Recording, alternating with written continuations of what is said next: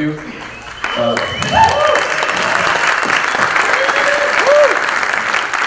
Save those to the people who deserve it. The volunteers and staff, those guys work a lot of hours.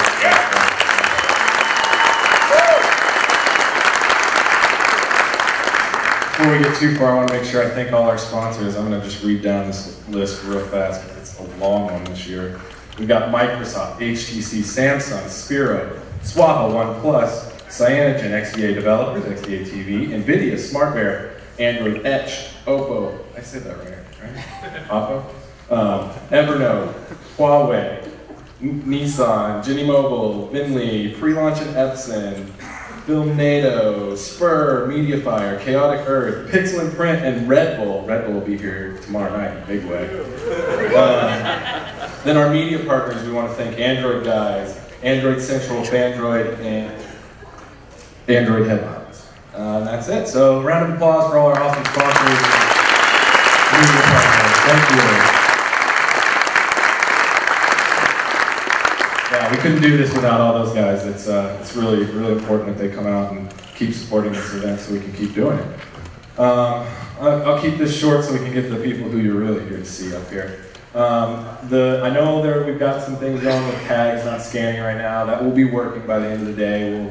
Our badges got here a little bit late, so we didn't get to get all that set up right away. So be a little patient with us. We'll get all the game working, and you'll be able to scan and earn all the pins and challenges and stuff like that. So just be a little patient with us. We'll get it going, and everything will be working great. Tomorrow you'll forget any of these problems happen. So with no further ado, I'd like to introduce all these awesome guys. We've got Reto Meier, Chet Haase, and Timothy Jordan from Google speaking for us today.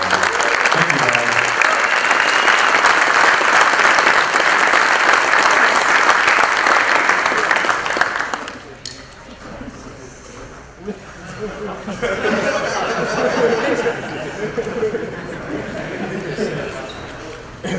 Good morning, everyone. Welcome to the Big Android BBQ. My name is Reto Meier. I'm joined on stage by Sir Chet Haase and Timothy Jordan, Esquire.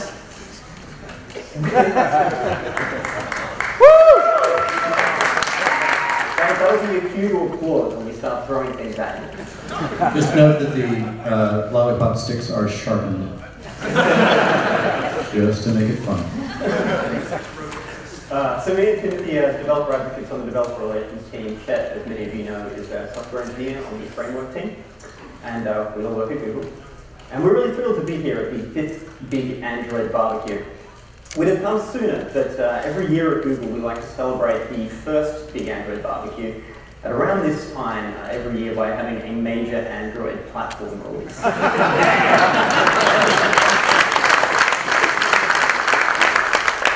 We like to celebrate it in a big way. And of course, this year is absolutely no exception, but a 5th anniversary is kind of a big deal. So we wanted to do something special. We thought we'd come out. Yeah, that's a good start. But even more, we thought, you know what, we'll do our release as we do every year. And this year, especially for the 5th Big Android BBQ, we launched Android 5.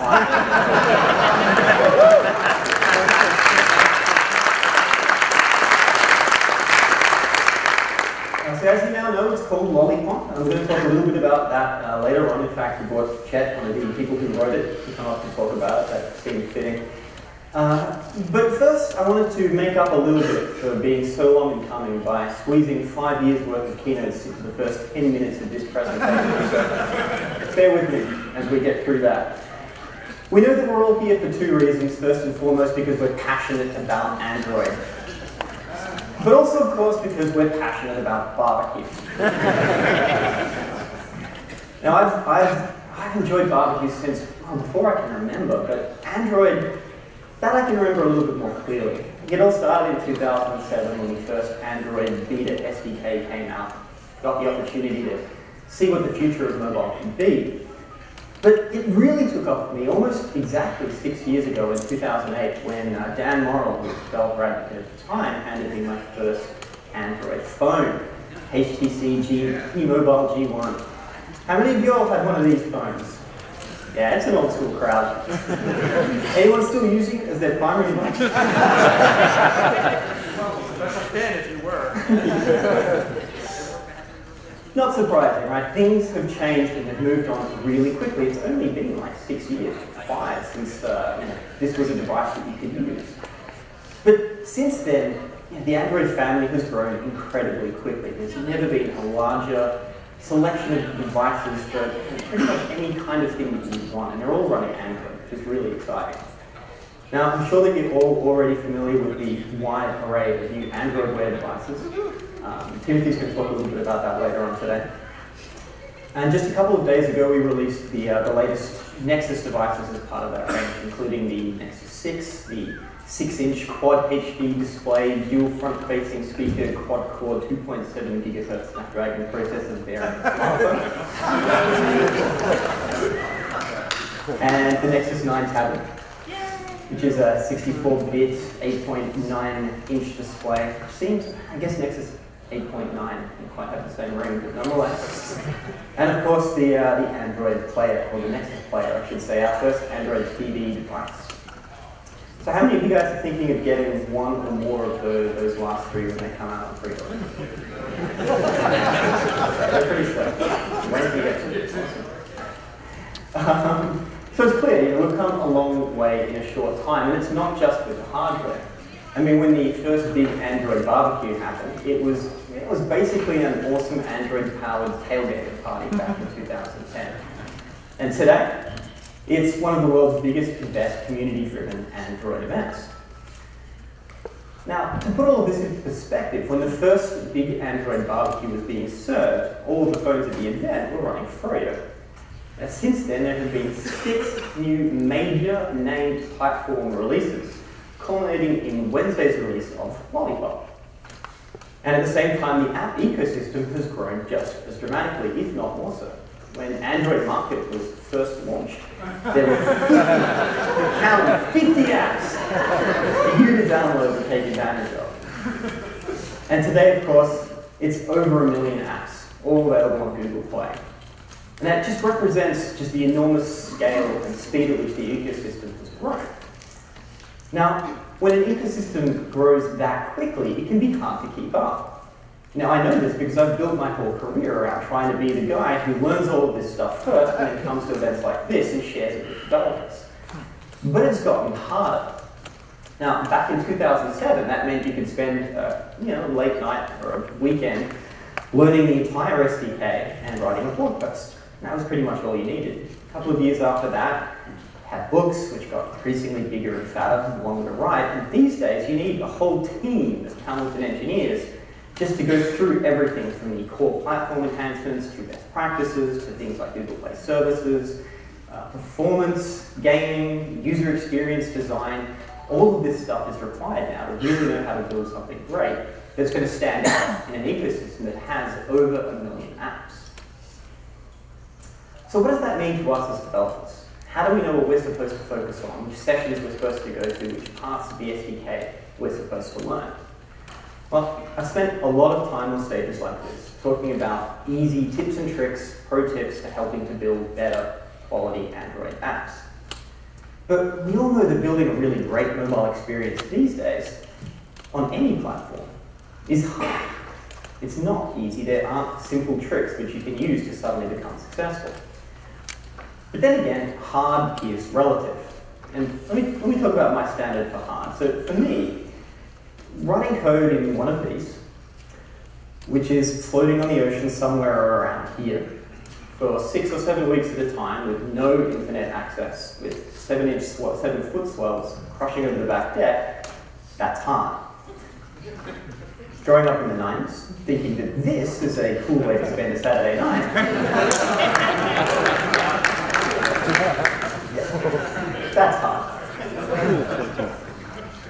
But I know that the engineers in the room here are all talented and hardworking, so for you guys, building Android apps isn't hard from an engineering perspective.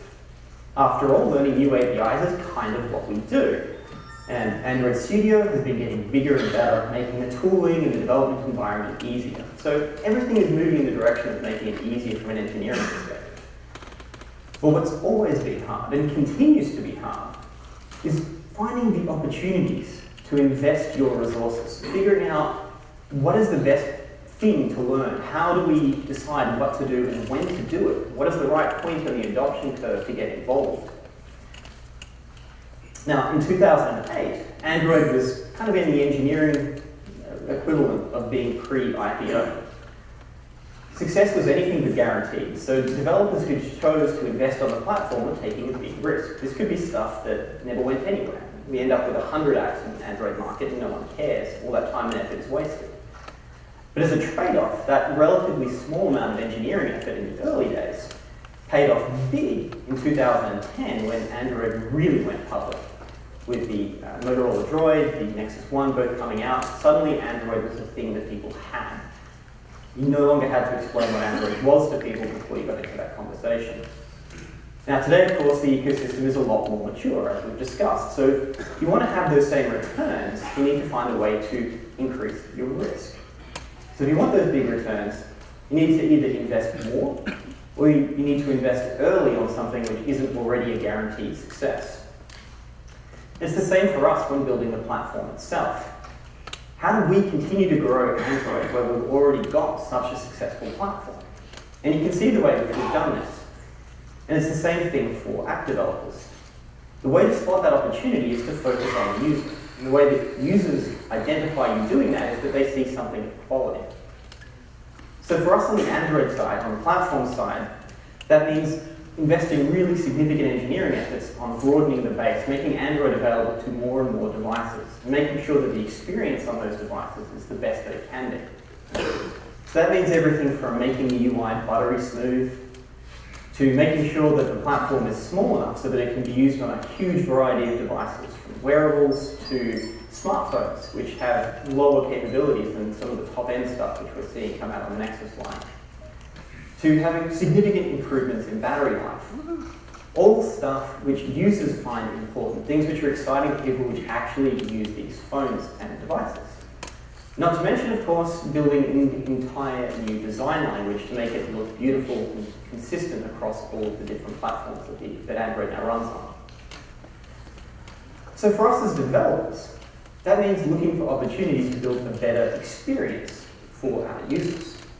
So for the remainder of this keynote, that's what we're going to do. We're going to look at some of the latest Android improvements and opportunities and highlight what we think of as investment opportunities. Places that you can put your engineering efforts now in order to get the best possible return on that investment. And what better place to start than with a review of the APIs available in the latest L release, which we can now happily call Lollipop.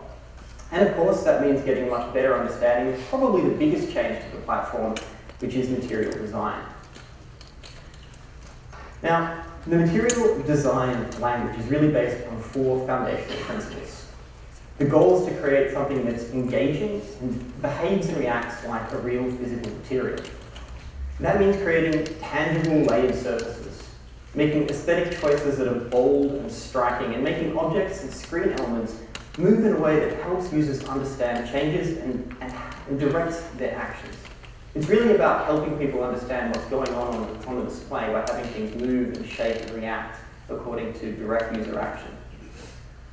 It's also important, of course, to make sure that everything we do is adaptive. With such a wide variety of different devices, you need to make sure that anything you build is going to look like it was designed for whichever platform users are actually running the apps on.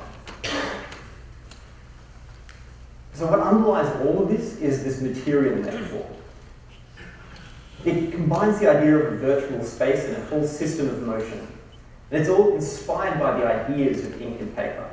And that gives it a really tactile feeling and something that's real, while still providing opportunities for magic. And that means that, just like in real-life objects, surfaces and edges need to offer visual cues that make it easier for people to understand how they're supposed to interact with the app that's running on these devices. Things like realistic lighting that shows scenes and divides space and indicates moving parts.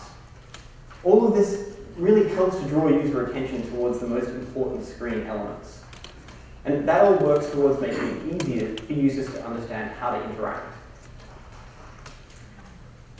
But it's important to remember that we're not tied to interactions that are also possible in the physical world. We can create new interactions using the same physics and realities that are consistent across that platform. So it all looks really cool, but the big question is, how do we actually implement this stuff? It's all coming in very hot, so I figured the best person to ask about this is one of the people in charge of helping make it happen, so I'm going to hand over to Chet Haase.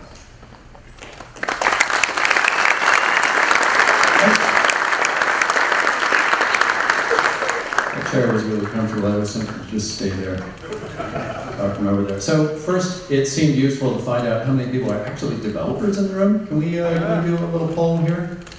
Okay, keep them up. 1, 2. I count about 37. All right, so we'll record that. Good, because some of the stuff we're talking about in the keynote, as well as some of the talks that follow on, are actually kind of for developers. Keynote, fairly high level, we'll get the concept across, but if you're a user and you see some APIs flash on the screen, it'll be okay if your eyes glaze over. That'll give me an excuse. It means that you're not a developer and just bored by what we're saying up here. So we wanted to talk about some of the ideas, not just of material design, but actually how they're implemented, how they work, and more importantly, how you can use them when you're writing your applications. So this is the kinds of stuff that we did in the framework team and the toolkit team to actually make the stuff work, but we did that so that applications could build on it to give you experiences like that. So let's step through some of these ideas. We'll talk about material theming, some of the new widgets that came online in L, and some of the new APIs that you can choose to use if you would like to, if you want to dive in deeper into material design. Also, somebody asked online yesterday, I think, said, okay, well now that the name is announced, Lollipop, can you tell us what you were calling it internally during development? Because they're always looking for secrets on Android development internals, because it's so exciting there. And I had to admit, we could come out and be public about it. Internally, we called it L. So first of all, material theme. This is the first and most important way to actually opt into the material design experience. You say theme equals android.material. And that gives you some things out of the box. It'll give you the color palettes and default widget behavior, things like touch feedback ripples. It'll auto-opt you into activity transitions if you choose to use those in your activities. It'll give you a lot of the new icons, basically the look and feel, sort of the bare minimum look and feel of material design for the standard widgets, standard windows in your application. And then you can choose to go further into material design by using some of the custom widgets that we've come up with. So who in the room has tried to use used list view? It works quite well. All right, everybody, and how many people enjoyed it? Good. Me either. It's hideously complicated. It's really good at what it does. It does a very important job of basically doing things as fast and as reusable as possible, because you're still on a mobile device. You want to fling that list, you want it to go really fast, and you want to be able to replace views without creating a lot of garbage on the way. You want to do things very, very quickly, but that makes it a little brittle to do things like nice, smooth animations. So then we end up doing, what, 10, 20 tutorial videos, dev bites, teaching people how to do all this stuff with list view. Wouldn't it be nice if you could get that stuff for free? So we built something new called Recycler View that gives you a lot of capabilities out of the box. Just like list view, it has recycler, adapter view capabilities, but it also has pluggable I keep hearing cell phones go off. This is the downside to speaking at a mobile conference. Is everybody's got like 5 devices on them, and they're all going off the entire time during the conference. So I'll just try to ignore that part of it. So it's got all the list view type capabilities, but it's also got pluggable capabilities like the ability to plug in a different layout manager. So no longer are you hostage to the, yes, this list view scrolls vertically, and that's it. If you want to scroll horizontally, you could, I don't know, rotate your views. So instead, we actually give you a linear layout manager that can scroll horizontally as well as vertically. We've got a grid layout manager and a staggered grid layout manager. More importantly, you can build your own custom layout. Whoa. Excuse me. Turns out swallowing is hard sometimes. You can build your own custom layout manager if you want. We also give you built-in item animations, so some canonical, simple actions on the recycler view, like removing and adding items, will actually animate by default. You can customize the animations as well. Another widget that we're giving you is card view. This is a much simpler one. The main reason it's there is to give people a consistent look. It's actually really easy to build your own card. It's just a frame layout with some views inside of it. But this allows you to have consistent look and behavior to other applications that are using the widget. And more importantly, both of these widgets are available in the support library. So you don't have to, yeah. Let's hear it. Give it up for Support Library.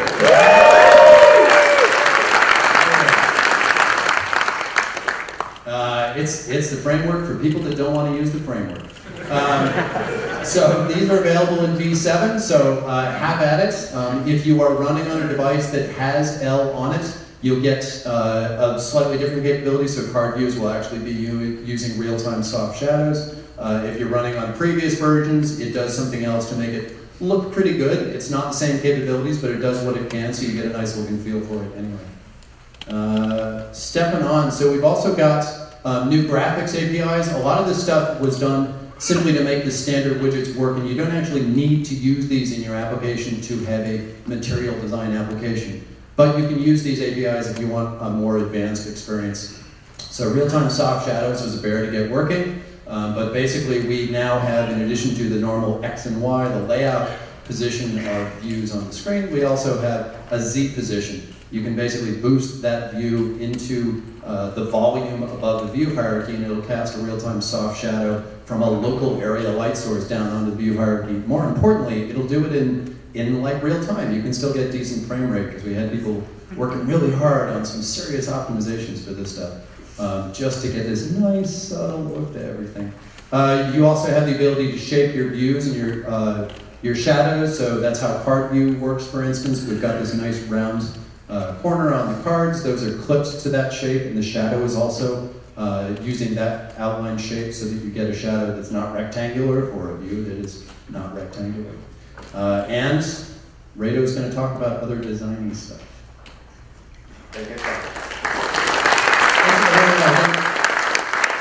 If you clap, then that means I'm done, but I'm not. So just don't even bother. I don't want to be awkward. They were clapping for you? No, the code, not you personally. You clap the code. That's all right. Okay, so the thing about a design language is it's kind of easier to show you what it looks like than to talk about it. So I'm going to try and let the examples speak for themselves as much as possible, which is a struggle for me because I do like the sound of my own voice. Me too.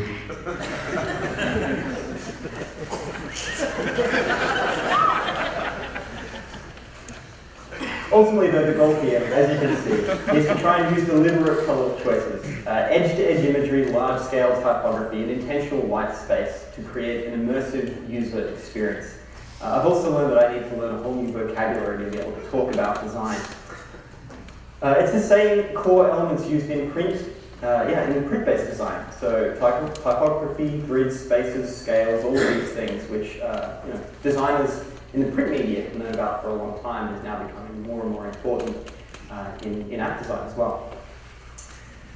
It also includes things like the use of immersive contextual imagery to do more than just look good. It's there to create hierarchy, meaning, and focus to help, again, make functionality more obvious. And you'll see that's a recurring theme in everything about material design, is to try and use these things to make it more obvious to users how they're supposed to interact with things on the screen. And that makes it easier for us as developers to create much more advanced user interfaces, things which aren't familiar through the widgets that we've been using for a long time, but actually make sense in and of themselves. And color is a big part of that. And you'll notice that material design apps don't shy away from these big, bold, bright colors. And they can really be used to emphasize your branding and the visual identity of the apps that you create. And that can work particularly well when the content itself influences the colors used by other visual elements. Like you can see here. Chet can tell us a little bit about how that works.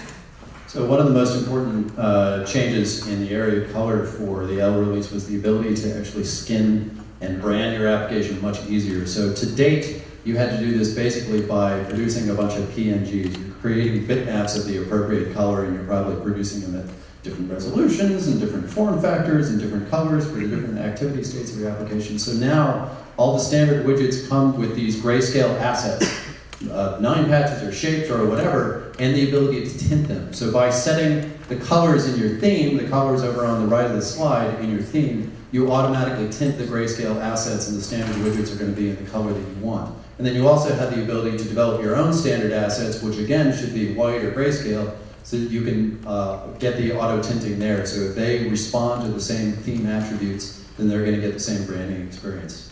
Much, much easier. We also have yet another support library. Give it up for support library, people. Yeah, go for the applause break every single time, no matter how cheap.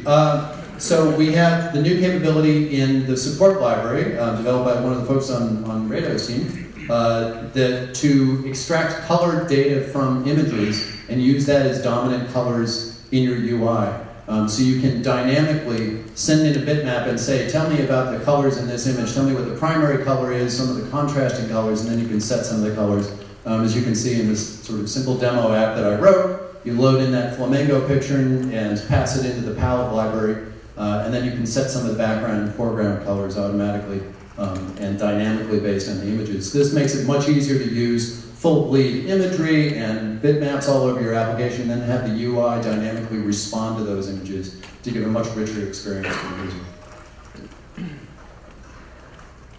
So that brings us to the third element of material design, which is animation. This is really a huge thing, and it's one of the things that is most striking and obvious when you start to see some of these material design apps in action. And the whole concept is designed so that every visual change and user interaction reinforces the idea that the user is the root cause of any changes that happen within the app. And the entire material, the UI itself, reacts accordingly. So that means that even simple actions initiate changes through motion that can transform the entire design.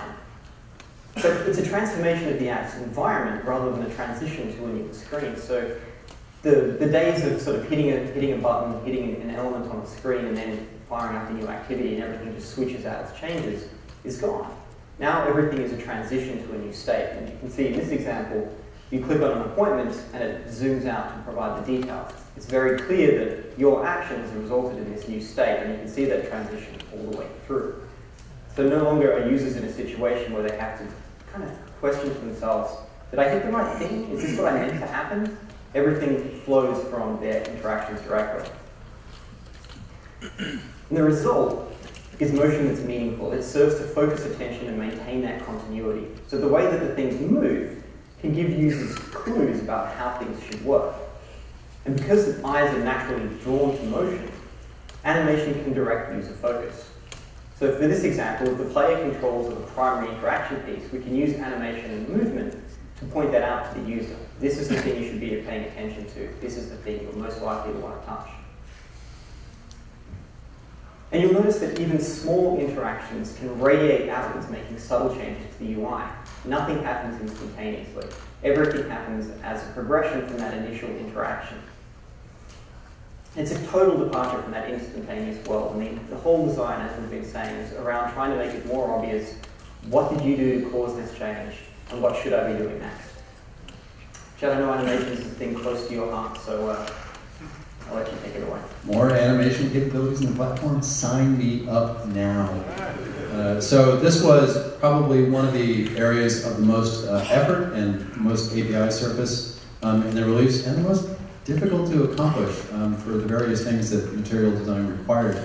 But it's pretty awesome in the end. So we have there's a bunch of different areas, but I wanted to touch quickly on three of them. One is activity transitions. You saw some demos in the mocks in Reto's slides. The ability to actually transition between activity windows, which is possible in Android, and we've even done a DevByte tutorial video on it, but it ain't trivial and it ain't obvious, and it only works in some specific situations when you're launching into a sub-activity. What we did was build API and functionality to allow you to have a seamless animation between activities that may not even be in the same process. So there's a whole way of relating the information about how you want to animate items out, how you want to animate items into the new activity, and how you want to animate shared elements between the activities. So we can see on the right, I created a little brief little seizure-inducing demo over there. So you can see we're animating that item up. We've got some touch ripple feedback going on at the same time, and then it launches into the new activity. We're animating the old ones out. They're cross-fading. There's a bunch of customization. There's also more advanced transition animations that we have built into the platform that you can use by default. But this whole infrastructure for handling the ability to basically hand off elements between activities and animate that to help the user understand how they're transitioning from activity to activity. We also have new animation curves in the platform. It was possible using the animation framework to have motion paths on the screen or to write custom interpolators that had Bezier paths for more interesting timing capabilities. We built that into the platform, so now it's much easier to create curved motion, both time-based as well as space-based on the screen, so much richer animation capabilities in core animation APIs. And finally, the animated reveal, which if I stop the seizure animation on the left, we can see the reveal on the right in the unrelated demo. As we do this circular reveal from, you hit the floating action button over on the right, and then we reveal some other view behind it. Again, transitioning the user, relating the action that they're taking on the screen to an animation that takes them to a new activity, a new state of the application. We also have touch ripple feedback, so again, trying to give the user feedback when they do things on the screen. Normally, in previous releases of the Android platform, you would click a button and it would show you the selected or the pressed state of the button, which was nice, but wouldn't it be nice if you could actually animate that behavior instead and give them a little bit more information about what's going on? So if you look really closely, I think, no, I don't know. It's really hard to see on the screen. It's very subtle. Run it on your devices when you get out. It'll give you not just the ripple feedback that sort of emanates out, but it emanates out from where the finger pressed. So it's not just a state that's on or off. It's an animated behavior that transitions between the states. There's a few different capabilities in icons that we enabled as well. State list animator, the ability to actually move things to different states. So not just the touch ripple, but you could actually boost the elevation of views, so you could give them shadows along the way and animate that behavior. The ripple drawable, which you can use on custom views as well as the standard views, like the one that we have there. And animated stateless drawable is also another way to animate states. So you could have an icon that actually animates between its different states using PNGs that is basically playing a keyframe animation for along the way. There's some other stuff I wanted to go through really quickly now, and then move quickly on to the next section of the talk. So we have heads-up notifications. This is kind of a cool thing. Previously, if you got a phone call, it would take over your whole screen, which may be what you wanted. On the other hand, maybe you wanted to finish your game level before you answered the call from your wife. I don't know. This gives you the capability to make that decision dynamically. So you get a heads-up notification for some of these standard things that were happening in the system. If they wanted to take over the screen, then maybe we're going to show you a heads-up notification, and you can have a rich notification to take some action based on that at the time. And we'll just move right on to the next one, which is notifications on the lock screen. This is a tricky issue from a security standpoint because it's really nice to take the phone out of your pocket and see the information that you need to know about without actually having to unlock the screen and go into the device and run the application and pull the shade down or whatever it is. So wouldn't it be nice if it's actually on the lock screen? However, would it be nice if your corp account wasn't showing confidential emails on the lock screen at the same time, unless you don't actually like that job and you wanted to get fired? So we came up with a somewhat involved system of allowing the developer to tell the application how to publish notifications and what privacy settings they should have, and then having the user also opt in or out of various settings. So we have the public information, so an application can say, this is public information, it's okay to display on the lock screen, or this is private information about the activity that should only be available if the user has actually logged in past the lock screen. So we shouldn't show that. And then there's this other area, there are lots of different animations here. Let's click, click, click, click, click. There's this other area that's in between where maybe that's private information, but you'd like to show some version of that information on the lock screen. It's not okay to show what the message was from that corp account, but it is okay to show that you have a message in the corp account so that then they can make the decision to log into the device. And then finally, there's a secret area that just says, no, never show this unless they're actually logged in. So there's APIs around that stuff. Recent documents and tasks. In previous versions, you would have the tasks that you had run, and those would all be the top level things that you would see in recents. Now you can actually have a task like Chrome, but the separate tabs actually show up as separate documents, and you can actually go to each one of those separately. You have the ability in your applications to do that as well, so now all of your sub-activities aren't simply under the same task, but you can opt into having them be essentially different items in the recents list that the user can choose to go to directly. Art is pretty huge. I don't know if anybody played with that when it came out in KitKat. It was an optional runtime. You could opt into that and see that hopefully your application didn't crash when you ran it. Now, not only is it the default runtime, it's the only runtime. Because we worked on robustness, we worked on performance, and basically it is the future of runtime on Android. So much better capabilities, and much better capabilities going forward as well. It gives us a better starting point for more performance improvements. But already it's given us huge gains in particularly garbage collection, which is one of those things I care deeply, deeply about. Just in the way that it arranges the information, storing large objects somewhere else, so it doesn't have to crawl through those to allocate space for small objects, the ability to actually collect and move things around when applications are in the background, makes it a much more robust runtime in general. So check that out. Project Volta is about getting more information on the battery. Reto mentioned this earlier. There's tools and utilities that you can run to get information about different processes on your device, or hopefully your activity, and make sure that you're doing the right things in there. So check out those utilities. There's a bunch of stuff that I do not have time to go into.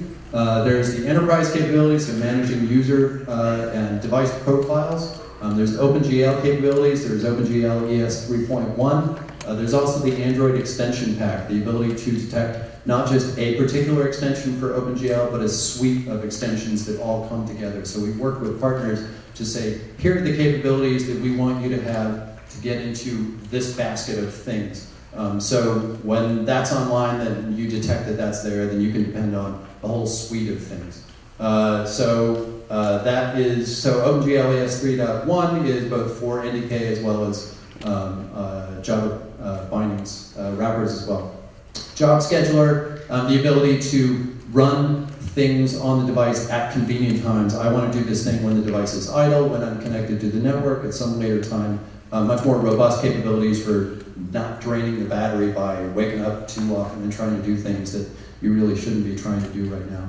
Storage access framework, the ability to actually work directly with directories instead of just individual files, as well as detecting media directories, which was a fairly large use case for it. And other capabilities in Bluetooth and multi-networking, security stuff for SE Linux, etc., etc. The docs will be up soon, and you can check out all information about all these and more. And I think I'm going to pass it over at this point. And now I'm done.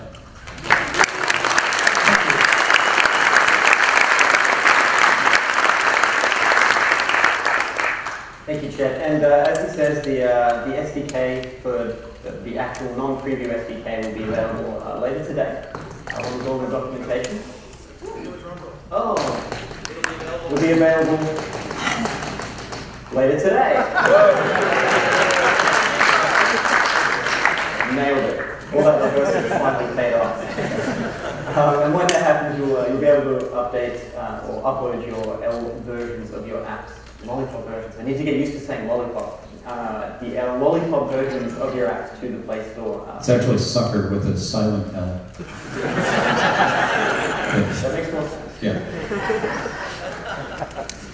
So the last thing about material design is adaptive design, and that means making sure that your app is designed and optimized for the device that it will be running on. And as we know, there is a huge number of different devices.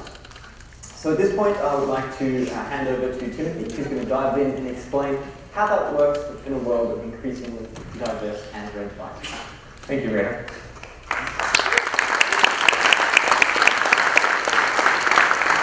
So I hope you enjoyed the introduction to the keynote. And we're going to get to you're going to be here all day, folks. Okay, so UI is really important. And I'd like to start with there, but go a little bit further and talk about a bit bigger of the picture, and that's the entire user experience. Computers used to look a lot different. They used to fill a whole room, and when you sat down to work at one, that's what you were doing. You were working. But today, technology works for us in more places than just work, and it fits into our lives, right? It assists us, and it entertains us. But it's not perfect just yet.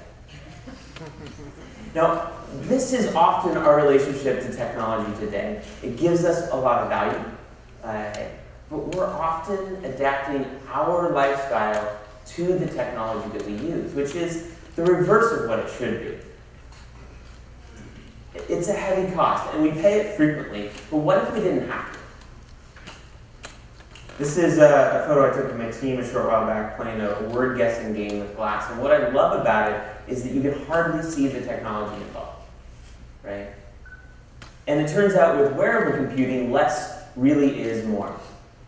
It's where developers and designers get to put the user before the technology, right? It's briefly there when you need it, but not when you don't. It gives you what you need and gets you back to your life. It's this simple core philosophy to wearable computing that you see over and over again in terms like micro-interaction and glanceable information. And you can easily see this design philosophy in glass, and in Android Wear watches, and well, in all these new form factors. In fact, this is the common element across all of these devices. It's the specific way that they fit into our lives. Put as simply as possible, the user experience should feel effortless. This idea of effortless design binds all these new form factors together. And there's another thing that does as well. Android. And this is the easy part, because there's two things I know you're all passionate about, as we learned earlier. You're passionate about barbecue. Yes?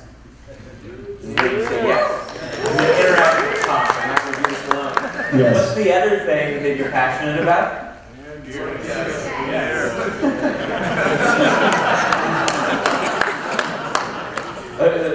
I'm going to do this again. We're just going to rewind.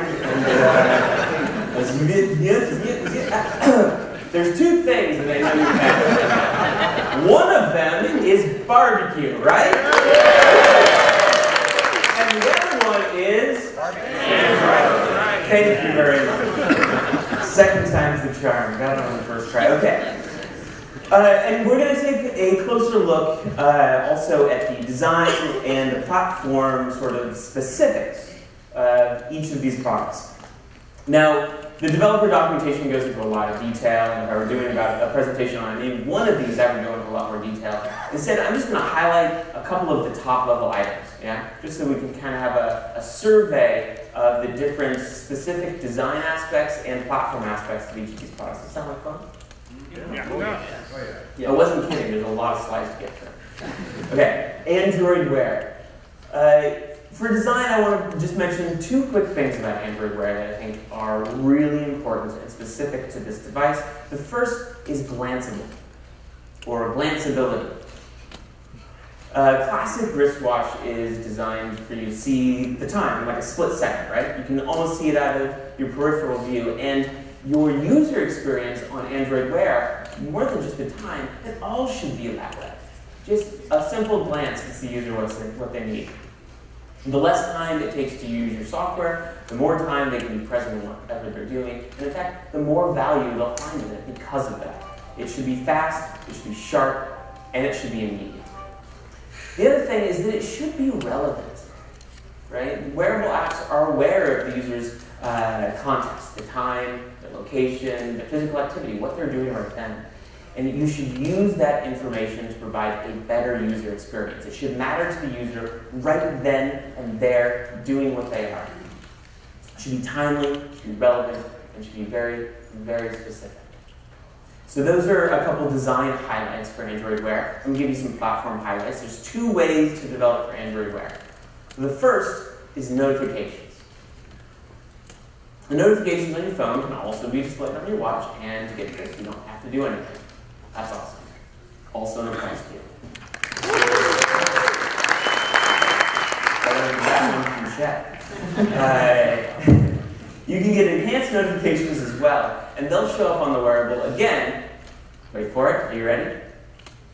You don't have to do anything. Did we be throwing out lollipops at that point?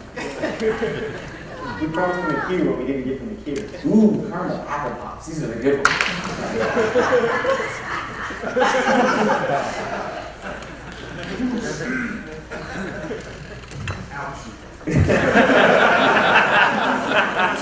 Got it. Okay. And And you can also do stacks, pages, and replies. That's notifications.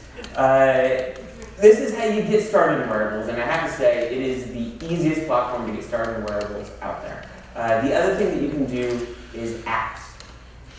And for this, there's 3 aspects of the platform in addition to your standard Android programming that you need to think about. Sending data between the phone and the wearable, custom UI on the wearable, and of course, voice actions. A little bit more detail about each of these things. The connection between the phone and the wearable is provided by Google Play Services. It gives you 3 items. One is the Node API that lets you know when the devices are connected or not. The Message API, which is really great for remote procedure calls. And of course, the Data API, which is buffered and synced automatically in the background for sharing data, including large assets such as images between the phone and the wearable. That's the Data API. Custom UI. The custom notifications are available, which allow you to create a notification on the wearable, right? And when you do that, you can make it look very, very specific on the wearable. Now, we recommend in general, if you can, to issue notifications on the handheld and have them synced to the wearable automatically for you. But if you do want something that looks very specific, you can, of course, make these custom notifications. You should know they aren't synced back to the wearable, so you need to handle that yourself. There's also an unofficial UI, shall I say, support library. Yeah! Support library! I think they're getting more enthusiastic about support library, which is not what I expected. So this is an excellent library for doing wearable-specific UI things. For example, you might want to do a long press to dismiss, or maybe you want to inflate a specific layout on a rectangle screen versus a round screen, or perhaps you're doing something like this that you see on the screen now, where you're trying to keep content within a box, and you want stuff in the corner that's visible on the square and on the round device. You see how that box gets centered into the round device so you can see everything. So it was really great for allowing you to do those wearable-specific UI tricks in a really easy way. And finally, voice actions. There are system-provided voice actions. They're task-based and specified within the temp filter. There are app-provided voice actions. These are app-based, and they're specified pretty much the same way as a launcher icon. And of course, there's free-form speech input. And this is using the speech recognizer activity. It's just going to work the way that it should on the wearable. Notifications and apps. 1 down, 3 to go. No, this is fun, right? Okay, so Google Glass. I want to mention again design and platform specific to that Google Glass. The 2 things I want to mention about design that you really need to consider when you're starting to approach this platform are, first, that it should be so easy that it feels familiar. It's like these voice commands, right? You're asking in plain language for what you want. It's not like this experience. Cabbage at 3 a.m. Who does that? Right? That would be a terrible experience, but it's important to point out this anti-pattern because you don't want to surprise the user. And these are devices the user has throughout the whole day. So you need to make sure that you provide an experience that's sort of what they expect. And not unfortunate and awful. This is another example of a UI that, well, this would be very familiar on the phone, but it isn't so easy that it's familiar on the glass. This is actually an early experimentation by the Glass team into UI on glass. The thought was, what if we put a dashboard of information on glass that was there all the time? And that'd be a cool idea. It turns out no. Not a cool idea. It's too busy, it's too overloaded, it doesn't give the user what they want and back to their life. The other thing I want to mention is you have to test everywhere. And this is so true for wearables. You know, Android Wear and Glass share a lot of the same design philosophy. This is one of those things, and you can really see it with this image. We actually have this styrofoam head, a camera in one of the eye sockets, you can put on glass, you can test it in different environments. It's incredibly creepy. But it allows you to test things like this, where what does this photo look like for the user, both indoors and outdoors? And you would initially think maybe it's a brightness and a contrast issue, but it also appears to be a color temperature issue. It's just dramatically different. You need to test your application and the user experience in all the environments that your user uses them, which is not just at your desk doing development. You could get up and walk across the street and see what happens. Right? Hopefully it was safe the entire time. It wasn't. There's some changes to make. As far as the platform, the two things I wanted to mention. First is Android Wear. Android Wear notifications launched on Glass this week. Yay. We're really excited about this. It's great news for developers because you're going to build with Android Wear notifications, and if you use it as a watch, it works great there. If you use it as a glass, it works great there. You didn't have to do anything different. And they will display on the wearable the way they should on that specific wearable. Right? Android Wear is going to show like an Android Wear notification, and on glass, like a glass notification. If there's enhanced notifications, it's going to show those, again, through the appropriate menu UI on each device. You can also use stacks, pages, and voice replies. So again, easiest way to start doing wearables. You can also do apps that run on glass, right? And do really in-depth stuff. Like this is one of my favorite examples of a glass app, or as we call them, a glassware. This is word lines on glass. And if you just look at something in another language, it'll translate it in front of your eyes.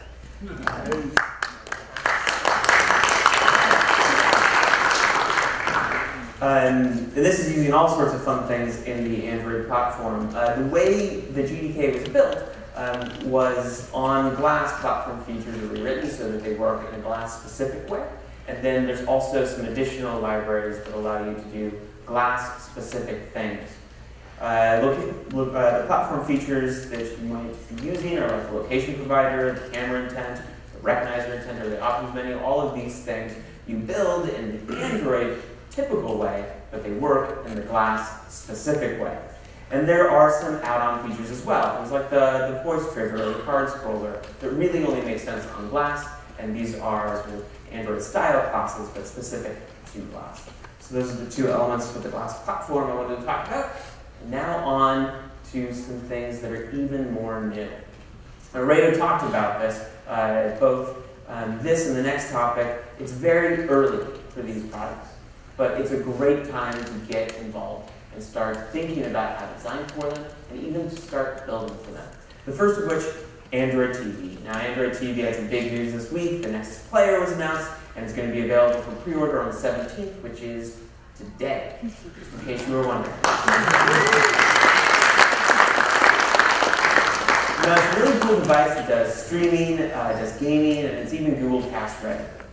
For the design aspects, two things I wanted to mention. The first is that it should be fun and easy. TV should be fun and easy. This is simple and easy to understand. Think of it as a casual experience. You want to optimize for activities that put content at the center of the experience. Think movie watching, immersive gaming, or just hanging out with friends in the living room. These are the experiences that you're designing for on TV. It should also feel cinematic. Right? This is not a small screen. This is not a glowing rectangle that you pulled out of your pocket. Right? This is hanging on the wall. It's big, probably 10 or more feet away from the viewer. You want to design for as little user interface as possible and as much content as possible. It's all about content. That's what users are trying to get to on the TV. You want to avoid things like on-screen text. Who in here previously thought that they were going to write a book reader for the TV?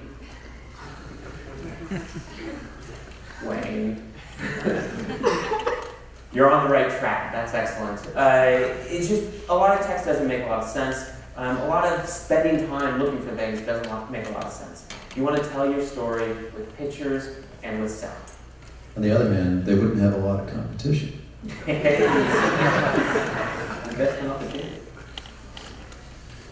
Don't listen to them. Well, except for the earlier part. That was great. That was really great. Recommendations and apps and games. So for the platform elements I'm going to highlight here, first, recommendations. The recommendations row has a central feature on the home screen. And it allows users quick and dynamic access to content. Essentially, it's a bunch of cards that represent, say, a system app or action, a notification, an activity, or even a piece of media. And your app can provide suggestions for the recommendations row to help get your content noticed. And to do this, you only need to extend the intent service. For apps and games, this is Android programming. Right? Using L, you write for Android TV. There are a couple differences that make this a lot easier. First, you have to declare your TV app in the manifest. This is a TV app for the user to be able to install and use it on the TV. And there's a couple support libraries. The lean, this is going to be another talk a month from now. I'm going to do that. Nobody's going to clap. It's going to be really awkward. Anyway, the lean back library, right? It provides user interface widgets for the TV. Think browse fragment, details fragment, search fragment. You don't have to use it, but it makes creating UI specific to the TV really easy. So there's no reason not to. There's also the secular view library that provides classes for managing display long lists. And I would recommend you include the leanback library, the secular view library, and the v4 support library all together. The latter two are required by the leanback library, so you might as well just start with them. And that's the Android TV platform. So let's talk about one more, shall we? Android Auto. Yeah!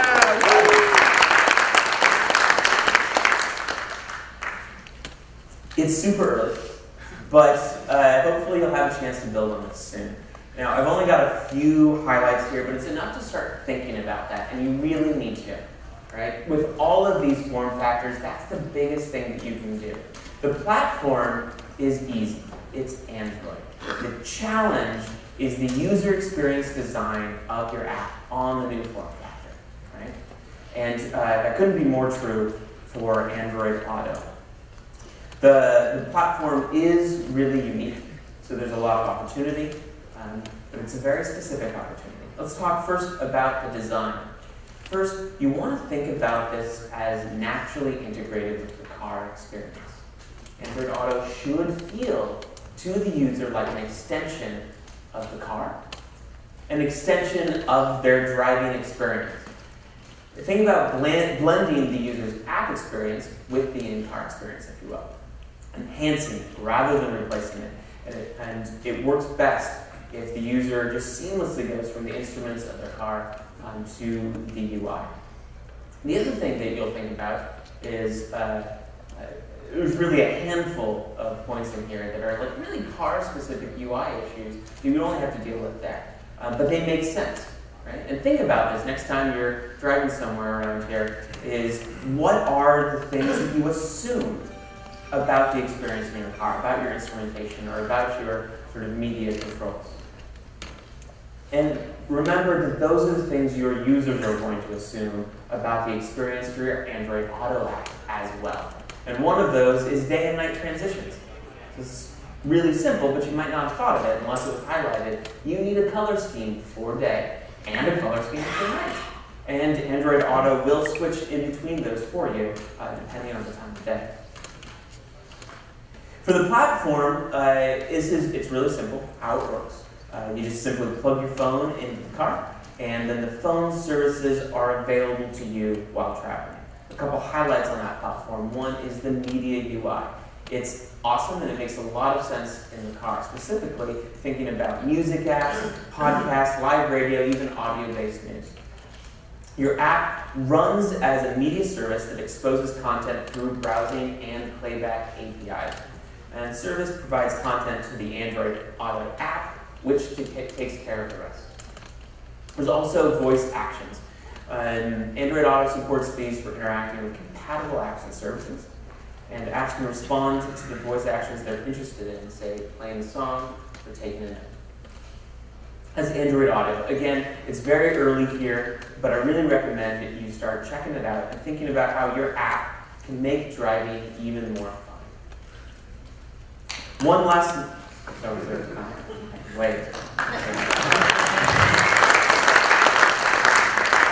One last point I'd like to leave you with. We should never forget, especially with these new form factors, that we're building for people. Seems obvious once you say it. but it's really, really important to remember all the time. Consider that your service in their lives and how you can help them have richer experiences when they're having adventures or when they're pursuing their dreams. In situations like this, let's try and make our user experiences for these people truly effortless, especially in these situations. Thank you so much.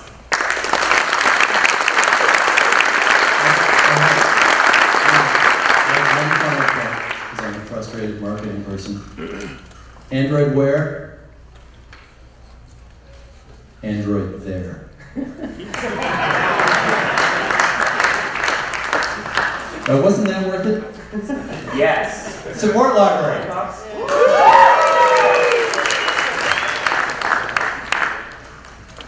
We just wanted to throw things at people. I hope you don't mind. I guess this is a What if you really lame way to walk try on throwing a this. handful? That's right. Watch out. Heads up. All right, get along. Where are we going? Yeah. It's not bad. All the cool kids.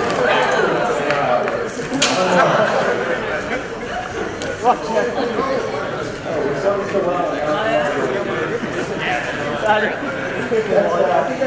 think we're done.